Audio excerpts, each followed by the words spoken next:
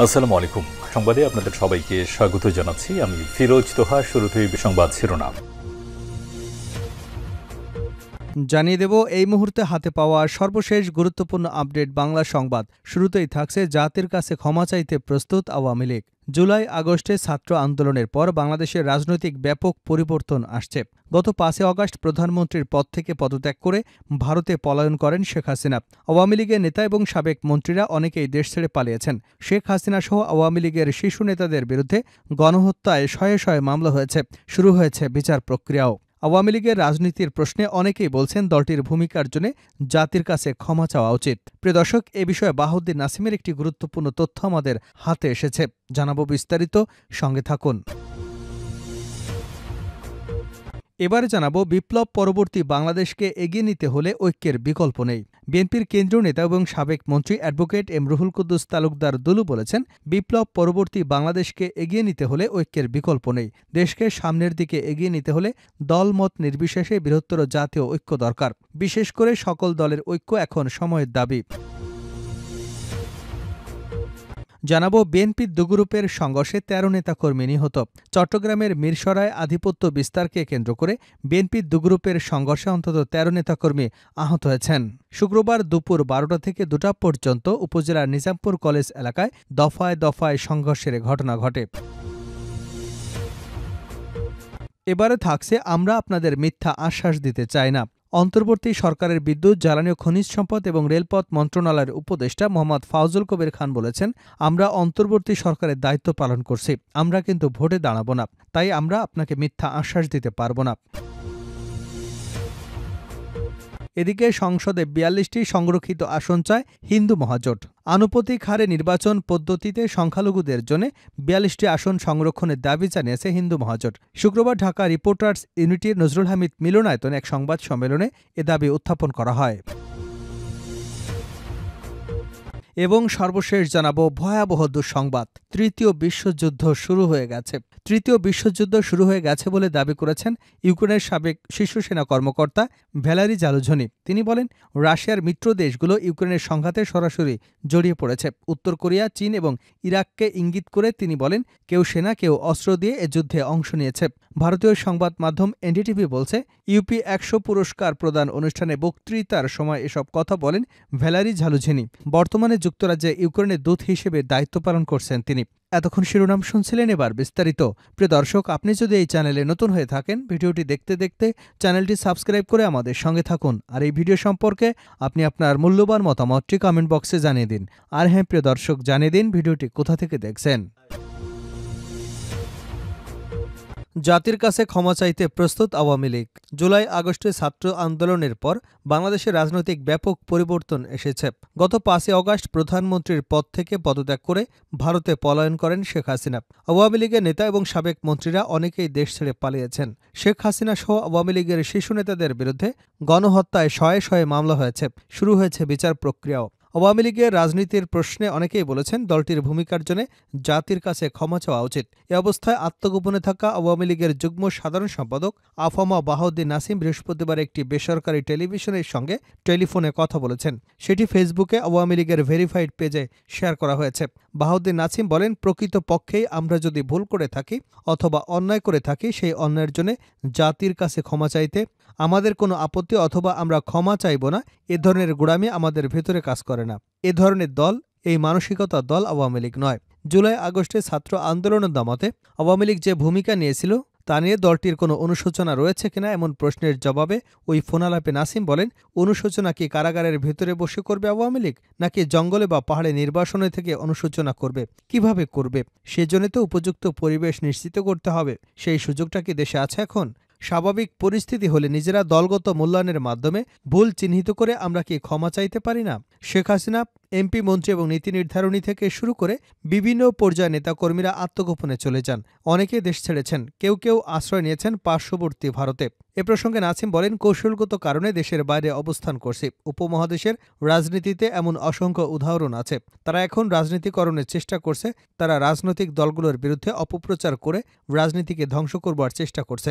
July August মাসে আন্দোলনকারীদের নিহত হবার ঘটনায় সারা দেশে শেখ হাসিনা সহ নেতাকর্মীদের নামে গণহত্যার অভিযোগে দায়ের হওয়া মামলার ব্যাপারে বাহাউদ্দিন নাসিম বলেন, দলের মন্ত্রী, এমপি সহ সারা দেশে নেতাকর্মীদের নামে হাজার হাজার মামলা হয়েছে। দলের সভাপতি শেখ হাসিনার নামে ২৫ শতাধিক মামলা হয়েছে। গ্রেপ্তার হয়ে কারাগারে শীর্ষ নেতারা, আত্মগোপনে রয়েছেন অনেকেই। এর মধ্যে রয়েছে গণহত্যার অভিযোগ, অথচ উপদেষ্টা দেশে বিদেশে বলে বেড়াচ্ছেন এই আন্দোলন পরিকল্পিত ছিল। তাহলে অভিযোগ কেন আমাদের দিকে? আর গণহত্যার জন্য প্রধান কৌশলী নিয়োগ দিয়েছে, যে কিনা সাজাপ্রাপ্ত যুদ্ধাপরাধীদের আইনজীবী ছিলেন। বিপ্লব পরবর্তী বাংলাদেশকে এগিয়ে নিতে হলে ঐক্যের বিকল্প নেই দুলু। বিএনপির কেন্দ্রীয় নেতা ও সাবেক মন্ত্রী অ্যাডভোকেট এম রুহুল কুদ্দুস তালুকদার দুলু বলেছেন, বিপ্লব পরবর্তী বাংলাদেশকে এগিয়ে নিতে হলে ঐক্যের বিকল্প নেই। দেশকে সামনের দিকে এগিয়ে নিতে হলে দলমত নির্বিশেষে বৃহত্তর জাতীয় ঐক্য দরকার। বিশেষ করে সকল দলের ঐক্য এখন সময়ের একক দাবি। তিনি বলেন, দেশের স্বার্থে, দেশের জনগণের স্বার্থে আমাদের ঐক্যবদ্ধভাবে কাজ করতে হবে। জাতীয়তাবাদী ইসলামী মূল্যবোধে বিশ্বাসী সকল দল এবং মতকে কাঁধে কাঁধ মিলিয়ে ফ্যাসিবাদ বিরোধী আন্দোলনের মতো দেশ গঠনেও ঐক্যবদ্ধ হতে হবে। দলগুলোর মধ্যে একটি কার্যকর ঐক্য ছাড়া বিপ্লবের সাফল্য ধরে রাখা কঠিন হবে। দুলু বলেন, পতিত স্বৈরাচার শেখ হাসিনা এবং তার দোসররা আত্মগোপনে থেকে ফেসবুকের মাধ্যমে মিথ্যা প্রচারে লিপ্ত হয়েছে। তারা দেশে যেকোনো সময় ধারাবাহিক মিথ্যা প্রচারণা চালিয়ে যাচ্ছে। বাংলাদেশে নির্মম গণহত্যাকারী পতিত স্বৈরাচার শেখ হাসিনা ও তার দোসরদের বিষয়ে দেশের মানুষকে সচেতন থাকতে হবে। তারা আমাদের প্রিয় মাতৃভূমিকে অশান্ত করতে চায়, দেশে অশান্ত সৃষ্টি করে ঘোলাপানিতে মাছ শিকার করতে চায়। তাদের কোনো ষড়যন্ত্র সফল হতে দেওয়া হবে না। দেশের জাতীয়তাবাদী ও ইসলামী মূল্যবোধে বিশ্বাসী সকল মানুষ কাঁধে কাঁধ মিলিয়ে পতিত স্বৈরাচার গণহত্যাকারী শেখ হাসিনা এবং তার দোসরদের রুখে দেবে। শুক্রবার বিকেলে নাটোরের সদরের তেবাড়িয়া ইউনিয়ন বিএনপি আয়োজিত সমাবেশে প্রধান অতিথির বক্তব্যে দুলু এসব কথা বলেন। বিএনপি দুগ্রুপের সংঘর্ষে ১৩ নেতাকর্মী আহত। চট্টগ্রাম মিরসরায় আধিপত্য বিস্তারকে কেন্দ্র করে বিএনপি দুগ্রুপের সংঘর্ষে অন্তত ১৩ জন নেতাকর্মী আহত হয়েছেন। শুক্রবার দুপুর ১২টা থেকে ২টা পর্যন্ত উপজেলার নিজামপুর কলেজ এলাকায় দফায় দফায় সংঘর্ষের ঘটনা ঘটে। এ সময় নেতাকর্মীদের দেশীয় অস্ত্রের মহড়া দিতে দেখা যায়। আহতদের উপজেলা স্বাস্থ্য কমপ্লেক্স সহ কয়েকটি বেসরকারি হাসপাতালে প্রাথমিক চিকিৎসা দেওয়া হয়েছে। গুরুতর আহত অবস্থায় ৮ জনকে চট্টগ্রাম মেডিকেল কলেজ হাসপাতালে ভর্তি করা হয়েছে। ওয়াহিদপুর ইউনিয়ন ২ নং ওয়ার্ডের সভাপতি গোলাম রহিম চৌধুরী স্বপন বলেন, বৃহস্পতিবার নিজামপুর বাজারে যুবদল কর্মী আশরাফ শ্রমিক দল কর্মী মুরাদকে মারধর করে। এ বিষয়ে শুক্রবার যুবদল কর্মী টিটু আরিফকে জিজ্ঞাসা করতে গেলে টিটুকেও আরিফের লোকজন মারধর করে আটকে রাখে। এ সময় খবর পেয়ে অন্য নেতা কর্মীরা গেলে তাদের উপরও হামলা করেছে। এতে আমাদেরও ৬ নেতাকর্মী আহত হয়েছে। আহতদের বিভিন্ন হাসপাতালে ভর্তি করা হয়েছে।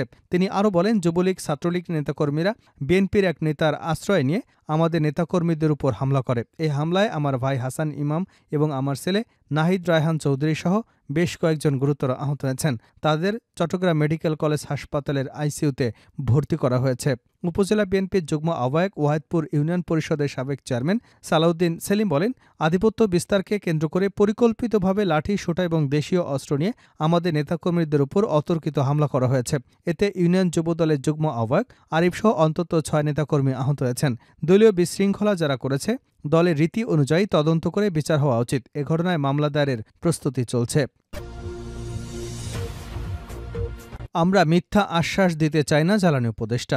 অন্তর্বর্তী সরকারের বিদ্যুৎ, জ্বালানি ও খনিজ সম্পদ এবং রেলপথ মন্ত্রণালয়ের উপদেষ্টা মোহাম্মদ ফাউজুল কবির খান বলেছেন, আমরা অন্তর্বর্তী সরকারের দায়িত্ব পালন করছি। আমরা কিন্তু ভোটে দাঁড়াবো না, তাই আমরা আপনাদের মিথ্যা আশ্বাস দিতে চাই না। শুক্রবার সকালে নীলফামারী পল্লী বিদ্যুৎ সমিতির সম্মেলন কক্ষে রংপুর দিনাজপুর অঞ্চলে বিদ্যুৎ বিভাগের কর্মকর্তাদের সঙ্গে মত বিনিময় সভায় এসব কথা বলেন তিনি। জ্বালানি উপদেষ্টা বলেন, বাসাবাড়িতে গ্যাস সংযোগ প্রদান করা হবে না, বরং আমাদের কাছে দাবি আছে যেসব বাসাবাড়িতে ইতিমধ্যে গ্যাস সংযোগ দেওয়া হয়েছে সেগুলো এখন বন্ধ করার। শিল্প কারখানাগুলোতে গ্যাস সংযোগ দেওয়ার ব্যাপারেও একই কথা। এজন্য আমি এই মিথ্যা আশ্বাস দেব না। আমরা গ্যাসের জন্য অনেক কূপ খনন করেছি, সেখানে যদি আমরা একটি বড় ডিপোজিট পাই তাহলে শিল্প কারখানার বিষয়ে ভাবা হবে। ফাউজুল করিম খান বলেন, ২০১০ সালে বিদ্যুৎ ও জ্বালানি দ্রুত সরবরাহ বৃদ্ধির জন্য বিশেষ আইন করে বিগত সরকার বিদ্যুৎ বিভাগে দুর্নীতি করবার সুযোগ দিয়েছে। ইতিমধ্যে সেই আইন উপদেষ্টা পরিষদ পুরোপুরি বাতিল করেছে।